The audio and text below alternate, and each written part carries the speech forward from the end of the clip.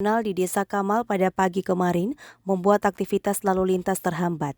Kendaraan roda 2 maupun roda 4 memperlambat laju kecepatan kendaraan. Veki Patiro Samal, warga Kamal berharap pemerintah daerah dalam hal ini Balai Jalan Nasional bisa melihat kondisi jalan yang ada di Desa Kamal. Lantaran sudah terjadi berulang-ulang kali bukan untuk kali ini saja. Bukan hanya ruas jalan yang terendam banjir, jalan maupun puluhan rumah warga juga terkena dampak banjir. Veki menjelaskan hujan dengan intensitas tinggi menyebabkan air setinggi 1 meter merendam pemukiman warga. Bukan itu saja, fasilitas sekolah baik SMP maupun SMA juga ikut terendam. Kami dari masyarakat ini berharap supaya pemerintah daerah mungkin bisa lihat hal-hal seperti begini. Contohnya mungkin bisa bikin parit supaya airnya ini bisa jangan tergenang di jalan tapi biar dia mengalir ke parit kan ada kali di sebelah itu kan. Oh iya.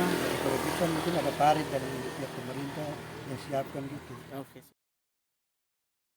Banjir yang merendam ruas jalan membuat arus lalu lintas melambat dan macet.